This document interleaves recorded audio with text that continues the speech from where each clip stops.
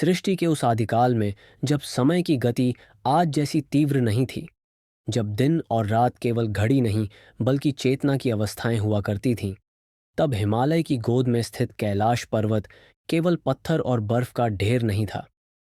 वह स्वयं में एक जीवित चेतना था। ऐसा लगता था मानो पृथ्वी ने स्वयं अपनी आत्मा को वहां स्थिर कर दिया हो।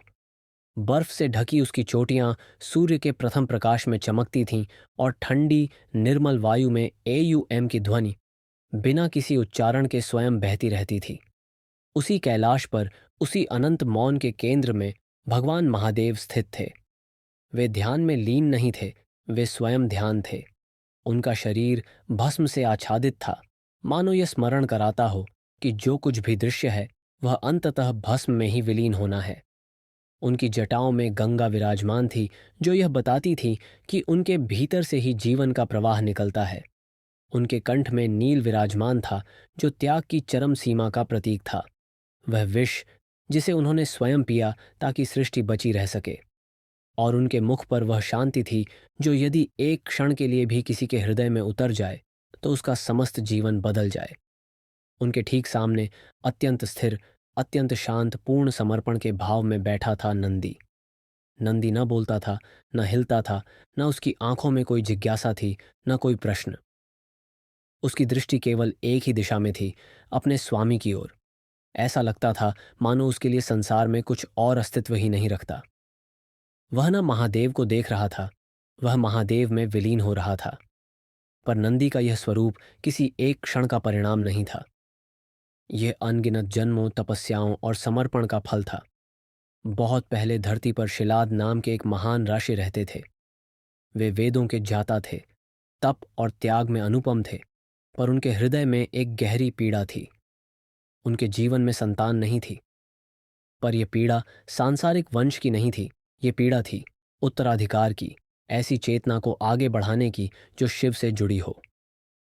शिलाद ऋषि ने वर्षों तक कठोर तप किया।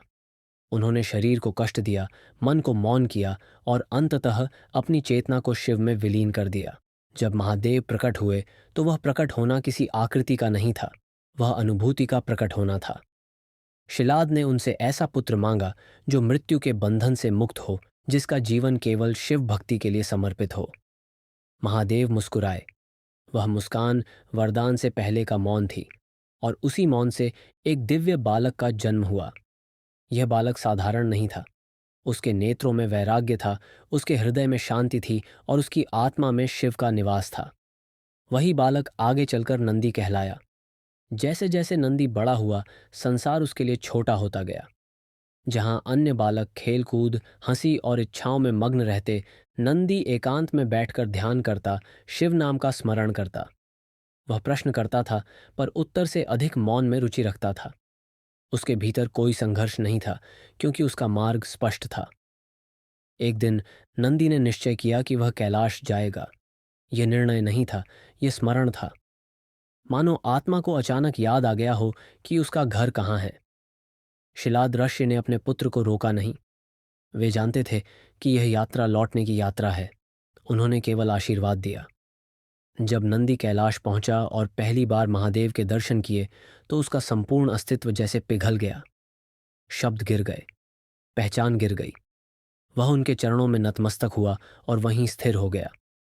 महादेव ने उसे उठाया और पूछा, क्या चाहता है? नंदी ने कहा कि उसे न अमृता चाहिए, न शक्ति, न वैभव। उसे केवल यही चाहिए कि वह सदा उनके चरणों की सेवा करता रहे और उसकी भक्ति कभी डगमगाए नहीं। महादेव प्रसन्न हुए। उन्होंने कहा कि आज से नंदी उनका गण होगा, उनका द्वारपाल होगा और उनकी हर पूजा नंदी के स्मरण के बिना अधूरी मानी जाएगी। समय बीता, युग बदले। नंदी महादेव की सेवा में स्वयं को भूल चुका था। जब महादेव ध्यान में होते, नंदी पहरा देता। जब महादेव मौन होते, नंदी स्वयं मौन बन जाता। जब महादेव तांडव करते, नंदी आनंद से भर उठता। उसकी भक्ति इतनी शुद्ध थी कि देवताओं तक में उसकी चर्चा होने लगी। देवताओं ने उसकी परीक्षा ली, माया रची। स्वर्ग का ऐश्वर्य, दिव्य शक्तियां, सर्वोच्च पद, सब कुछ नंदी के सामने रखा गया। पर नंदी मुस्कुराया। उसने कहा कि जिसके हृदय में महादेव का वास हो, उसके लिए किसी और सत्ता का कोई मूल्य नहीं। माया भंग हो गई। महादेव ने नंदी को वरदान दिया कि प्रत्येक शिव मंदिर में वह उनके सामने विराजमान होगा और जो भी भक्त शिव के दर्शन से पहले नंदी के कान में अपनी मनोकामना कहेगा, उसकी प्रार्थना सीधे महादेव तक पहुंचेगी। ये वरदान नहीं था, ये सेवा का विस्तार था, भक्त और भगवान के बीच सेतु बनने का सौभाग्य।